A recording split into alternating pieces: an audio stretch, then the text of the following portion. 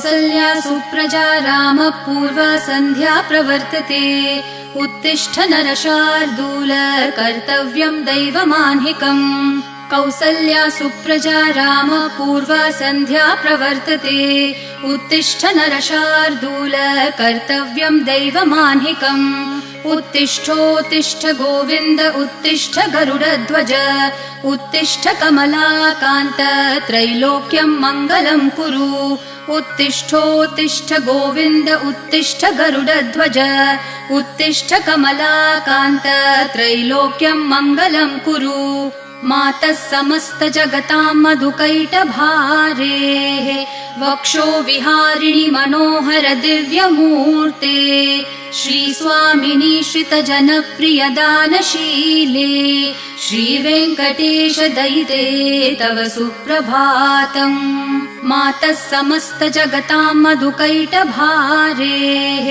वक्षो विहारिणि मनोहर दिव्यमूर्ते श्रीस्वामिनि श्रितजनप्रिय दानशीले श्रीवेङ्कटेश दयिते तव सुप्रभातम् तव सुप्रभातमरविन्दलोचने भवतु प्रसन्नमुखचन्द्रमण्डले विधिशङ्करेन्द्रवनिताभिरर्चिते वृषशैलनाथ दयिते दयानिधे अत्र्यादिसप्तऋषयः समुपास्य सन्ध्याम् आकाशसिन्धुकमलानि मनोहराणि आदाय पादयुगमर्चयितुं प्रपन्नाः शेषाद्रिशेखर विभो तव सुप्रभातम् पञ्चाननाब्ज भव षण्मुखवासवाद्याः त्रैविक्रमादिचरितं विबुधास्तुवन्ति भाषापतिः पठति वासरशुद्धिमारात् शेषाद्रिशेखर विभो तव सुप्रभातम् ईषत्प्रफुल्लसरसीरुहनारिकेलपूगद्रुमादिसुमनोहर पालिकानाम् आवाति मन्दमनिलः सह दिव्यगन्धैः शेषाद्रिशेखर विभो तव सुप्रभातम् उन्मील्य नेत्रयुगमुत्तम पञ्चरस्था पात्रावशिष्ठ कदलीफलपायसानि भूत्वा सलीलमथकेलिशुकः पठन्ति शेषाद्रिशेखर विभो तव सुप्रभातम् तन्त्री प्रकर्ष मधुरस्वनया विपञ्च्या गायत्यनन्तचरितं तव नारदोऽपि भाषा समग्रमसकृत्करचाररम्यम् शेषाद्रिशेखर विभो तव सुप्रभातम् भृङ्गावली च मकरन्दरसानुविद्ध झनकार गीतनिनदैः सह सेवनाय निर्यात्युपान्तसरसी कमलोदरेभ्यः शेषाद्रिशेखर विभो तव सुप्रभातम् योषागणेन वरदध्नि विमथ्यमाने घोषालयेषु दधिमन्थन तीव्रघोषाः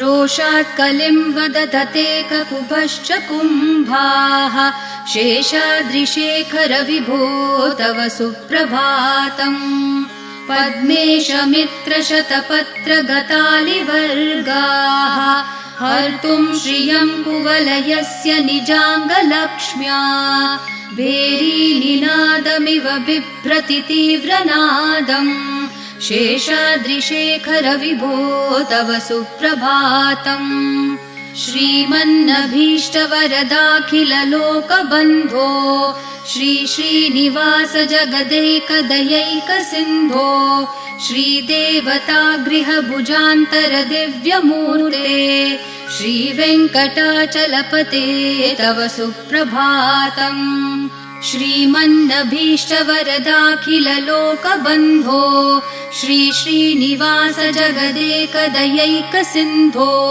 श्रीदेवतागृहभुजान्तर दिव्यमूर्ते श्रीवेङ्कटाचलपते तव सुप्रभातम् श्रीस्वामी पुष्करिणिकाप्लवनिर्मलाङ्गाः श्रेयोर्थिनो हरविरिञ्च सनन्दनाद्याः द्वारे वसन्ति वरवेत्रहतोत्तमाङ्गाः श्रीवेङ्कटाचलपते तव सुप्रभातम्। श्रीशेषशैलगरुडाचल वेङ्कटाद्रिनारायणाद्रिवृषभाद्रिवृषाद्रिमुख्याम् आख्याम् त्वदीयवसतेरनिशं वदन्ति श्रीवेङ्कटाचलपते तव सुप्रभातम्।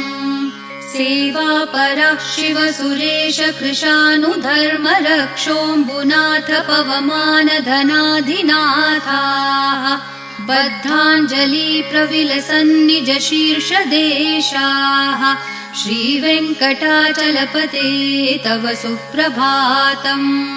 घाटेषु ते विहगराज मृगाधिराज नागाधिराज गजराज हयाधिराजाः स्वस्वाधिकारमहिमाधिकमर्थयन्ते श्रीवेङ्कटाचलपते तव सुप्रभातम्। सूर्येन्दुभौमबुधवाक्पतिकाव्यसौरिस्वरभानुकेतुदिविषत्परिषत्प्रधानाः त्वद्दासदासचरमावधिदासदासाः श्रीवेङ्कटाचलपते तव सुप्रभातम्। त्वत्पादधूलिभरितस्फुरितोत्तमाङ्गाः स्वर्गापवर्गनिरपेक्षनिजान्तरङ्गाः कल्पागमाकलनयाकुलतां लभन्ते श्रीवेङ्कटाचलपते तव सुप्रभातम्। त्वद्गोपुराग्रशिखराणि निरीक्षमाणाः स्वर्गापवर्गपदवीं परमाश्रयन्तः मर्त्या मनुष्यभुवने मतिमाश्रयन्ते श्रीवेङ्कटाचलपते तव सुप्रभातम्। श्रीभूमिनायकदयादिगुणामृताब्धे देवाधिदेव जगदेक शरण्यमूर्ते श्रीमन् अनन्त गरुडादिभिरर्चिताङ्घ्रे श्रीवेङ्कटाचलपते तव सुप्रभातम्। श्रीपद्मनाभ पुरुषोत्तम वासुदेव वैकुण्ठमाधव जनार्दन चक्रपाणे श्रीवत्सचिह्न शरणागत पारिजात श्रीवेङ्कटाचलपते तव सुप्रभातम्। कन्दर्पदर्पहर सुन्दर दिव्यमूर्ते कान्ताकुचाम्बुरुह कुड्मललोल दृष्टे कल्याण निर्मल गुणाकर दिव्यकीर्ते श्रीवेङ्कटाचलपते तव सुप्रभातम्। मीनाकृते कमठकोल नृसिंहवर्णिम् स्वामिन् परश्वथ तपोधन रामचन्द्र शेषांश राम यदुनन्दन कल्किरूप श्रीवेङ्कटाचलपते तव सुप्रभातम्। एलालवङ्गधनसार सुगन्धितीर्थम् दिव्यं वियत्सरिति हेम घटेषु पूर्णम् धृत्वाद्य वैदिकशिखामणयः प्रहृष्टा तिष्ठन्ति वेङ्कटपते तव सुप्रभातम्। भास्वानुदेति विकचानि सरोरुहाणि सम्पूरयन्ति निनदैः ककुभो विहङ्गाः श्रीवैष्णवा सततमर्थितमङ्गलास्ते धामाश्रयन्ति तव वेङ्कट सुप्रभातम्। ब्रह्मादयः सुरवराः समहर्षयस्ते सन्तः सनन्दन मुखास्तवथ योगिवर्याः धामान्तिके तव हि मङ्गलवस्तु हस्ताः श्रीवेङ्कटाचलपते तव सुप्रभातम्। लक्ष्मीनिवास निरवद्य गुणैकसिन्धो संसार सागर समुत्तरणैकसेतो वेदान्तवेद्य निज वैभव भक्त भोग्य श्रीवेङ्कटाचलपते तव सुप्रभातम्। लक्ष्मीनिवास निरवध्य गुणैक सिन्धो संसार सागर समुत्तरणैक सेतो वेदान्तवेद्य निज वैभव भक्त भोग्य श्रीवेङ्कटाचलपते तव सुप्रभातम्। इत्थं वृषाचलपतेरिह सुप्रभातम्। ये मानवः प्रतिदिनं पठितुं प्रवृत्ताः तेषां प्रभातसमयस्मृतिरङ्गभाजाम् प्रज्ञां परार्थसुलभां परमां प्रसूते। इत्थं वृषाचलपतेरिह सुप्रभातम्। ये मानवः प्रतिदिनं पठितुं प्रवृत्ताः तेषां प्रभातसमयस्मृतिरङ्गभाजाम् प्रज्ञां परार्थसुलभां परमां प्रसूते। कमलाकुचूचुककुङ्कुमतो नियतारुणतातुलनीलतनो कमलायतलोचन लोकपते विजयी भव वेङ्कटशैलपते। कमलाकुचूचुककुङ्कुमतो नियतारुणतातुलनीलतनो कमलायतलोचन लोकपते विजयी भव वेङ्कटशैलपते। स चतुर्मुख षण्मुख पञ्चमुख प्रमुखाखिल दैवतमौलिमणे शरणागत वत्सल सारनिधे परिपालय मां वृषशैलपते। अतिवेलतया तव दुर्विषहै अनुवेलकृतैरपराधशतैः भरितं त्वरितं वृषशैलपते परया कृपया परिपाहि हरे। अधिवेङ्कटशैलमुदारमते जनताभिमताधिकदानरतात् परदेवतया गदितान्न गमै कमलादयितान्न परं कलये। कलवेणुरवावश गोपवधू शतकोटिवृतात् स्मरकोटिसमात् प्रतिवल्लविकाभिमतात् सुखदात् वसुदेवसुतान्न परं कलये। अभिराम गुणाकर दाशरथे जगदेक धनुर्धर धीरमते रघुनायक राम रमेश विभो वरदो भवदेव दया जलदे। अवनीतनया कमनीयकरं रजनीकर चारुमुखाम्बुरुहं रजनीचर राजतमो मिहिरं महनीयमहं रघुराममये। सुमुखं सुहृदं सुलभं सुखदं स्वनुजं च सुखाय ममोघशरम् अपहाय रघुत्वहमन्यमहं न कथञ्चन कञ्चन जातु भजे। विना वेङ्कटेशं न नाथो न नाथ सदा वेङ्कटेशं स्मरामि स्मरामि। हरे वेङ्कटेश प्रसीद प्रसीद प्रियं वेङ्कटेश प्रयच्छ प्रयच्छ।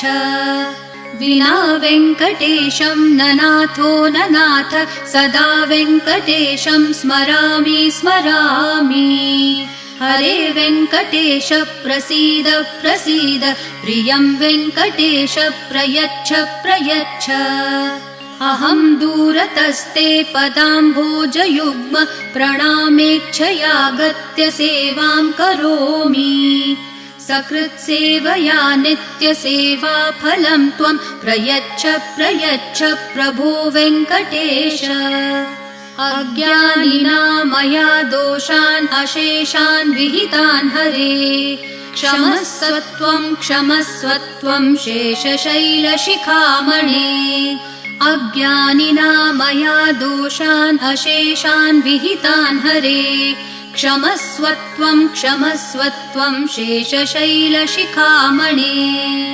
ईशानां जगतोऽस्य वेङ्कटपतेर्विष्णोः परां प्रेयसीं तद्वक्षस्थलनित्यवासरसिकां तच्छान्तिसंवर्धिनीं पद्मालङ्कृतपाणिपल्लवयुगां पद्मासनस्थां श्रियम् वात्सल्यादिगुणोज्ज्वलां भगवतीं वन्दे जगन्मातरम् ईशानां जगतोऽस्य वेङ्कटपतेर्विष्णोः परां प्रेयसीं तद्वक्षस्थलनित्यवासरसिकां तच्छान्तिसंवर्धिनीं पद्मालङ्कृतपाणिपल्लवयुगां पद्मासनस्थां श्रियम् वात्सल्यादिगुणोज्ज्वलां भगवतीं वन्दे जगन्मातरम् श्रीमान् कृपाजलनिधे कृतसर्वलोकसर्वज्ञ शक्तनतवत्सल सर्वशेषिन्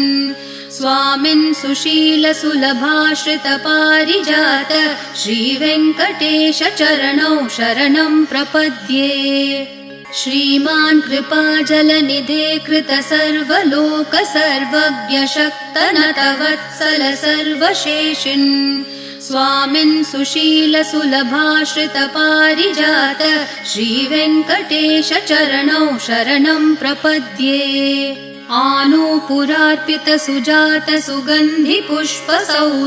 आनूपुरार्पितसुजातसुगन्धिपुष्पसौरभ्यसौरभकरौ समसन्निवेशौ सौम्यौ सदानुभवनेऽपि नवानुभाव्यौ श्रीवेङ्कटेश चरणौ शरणं प्रपद्ये सद्यो विकासि समुदित्वरसान्द्ररागः सौरभ्य निर्भर सरोरुह साम्यवार्ताम् सम्यक्षु साहसपदेषु विलेखयन्तौ श्रीवेङ्कटेश चरणौ शरणं प्रपद्ये रेखामयध्वज सुधाकलशातपत्रवज्राङ्कुशाम्बुरुहकल्पकशङ्खचक्रैः भव्यैरलङ्कृततलौ परतत्त्वचिह्नैः श्रीवेङ्कटेश चरणौ शरणं प्रपद्ये ताम्रोदरद्युतिपराजितपद्मरागौ ब्राह्मेर्महोभिरभिभूतमहेन्द्रनीलौ उद्यन्नखांशुभिरदस्तशशाङ्कभासौ श्रीवेङ्कटेश चरणौ शरणं प्रपद्ये सप्रेमभीतिकमलाकरपल्लवाभ्यां सम्माहनेऽपि सपदिक्लममादधानौ कान्ताववाङ्मनसगोचरसौकुमार्यौ श्रीवेङ्कटेश चरणौ शरणं प्रपद्ये लक्ष्मीमहीतदनुरूपनिजानुभावन्नीलादिदिव्यमहिषीकरपल्लवानाम् आरुण्यसङ्क्रमणतः किल सान्द्ररागौ श्रीवेङ्कटेश चरणौ शरणं प्रपद्ये नित्यानमद्विधि शिवादिकिरीटकोटि प्रत्युक्तदीप्तिनवरत्नमःप्ररोहैः नीराजनाविधिमुदारमुपादधानौ श्रीवेङ्कटेश चरणौ शरणं प्रपद्ये विष्णोपदे परम इत्युदितः प्रशंसो यौ मध्य उत्स इति भोग्यतयाप्युपातौ भूयस्ततेति तव पाणितलप्रदिष्टौ श्रीवेङ्कटेश चरणौ शरणं प्रपद्ये पार्थाय तत्सदृशसारथिना त्वयैव यौ दर्शितौ स्वचरणौ शरणं व्रजेति भूयोऽपि मह्यमिह तौ करदर्शितौ ते श्रीवेङ्कटेश चरणौ शरणं प्रपद्ये मन्मूर्धिकालियफने विकटाटवीषु श्रीवेङ्कटाद्रिशिखरे शिरसि श्रुतीनाम् चित्तेऽप्यनन्यमनसां सममाहितौ ते श्रीवेङ्कटेश चरणौ शरणं प्रपद्ये आम्लानहृष्यदवनीतलकीर्णपुष्पौ श्रीवेङ्कटाद्रिशिखराभरणायमानौ आनन्दिताखिलमनोनयनौ तवेतौ श्रीवेङ्कटेश चरणौ शरणं प्रपद्ये प्रायप्रपन्नजनता प्रथमावगाह्यो मातुस्तनाविविशिशोरमृतायमानौ प्राप्तौ परस्परतुलामतुलान्तरौ ते श्रीवेङ्कटेशचरणौ शरणं प्रपद्ये सत्वोत्तरैः सततसेव्यपदाम्बुजेन संसारतारकदशार्द्रदृगञ्चलेन सौम्योपयन्तृमुनिना मम दर्शितौ ते श्रीवेङ्कटेशचरणौ शरणं प्रपद्ये सत्वोत्तरैः सततसेव्यपदाम्बुजेन संसारतारकदशार्द्रदृगञ्चलेन सौम्योपयन्तृमुनिना मम दर्शितौ ते श्रीवेङ्कटेशचरणौ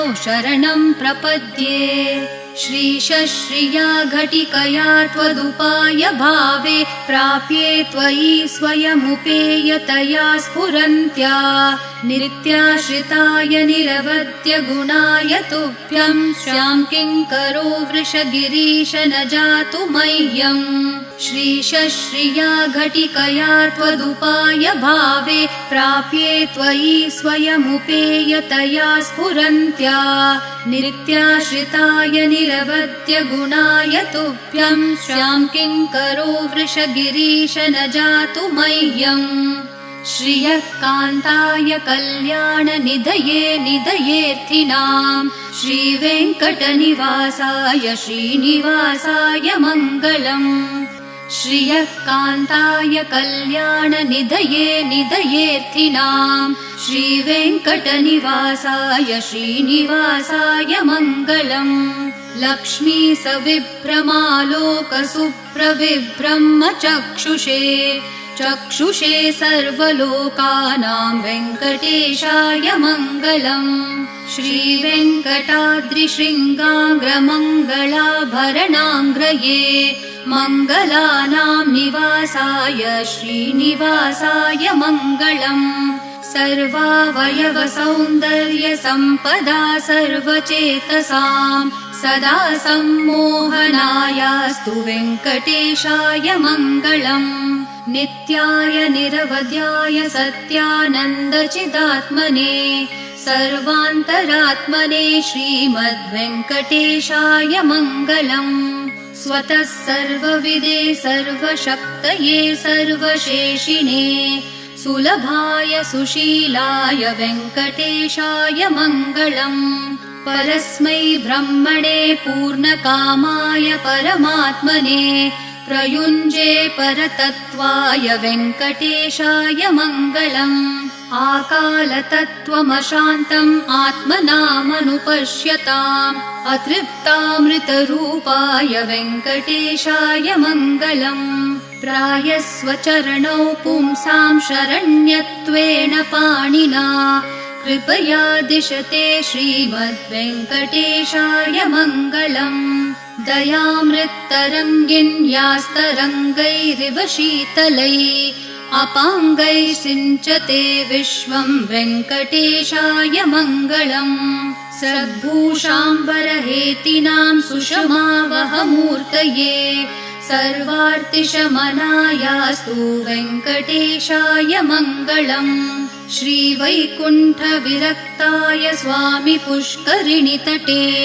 रमया रममाणाय वेङ्कटेशाय मङ्गलम् श्रीवैकुण्ठविरक्ताय स्वामि पुष्करिणीतटे रमया रममाणाय वेङ्कटेशाय मङ्गलम् श्रीमत्सुन्दरजामातृमुनिमानसवासिने सर्वलोकनिवासाय श्रीनिवासाय मङ्गलम् मङ्गलाशासनपरैर्मदाचार्यपुरोगमैः सर्वैश्च पूर्वैराचार्यैः सत्कृतायास्तु मङ्गलम्।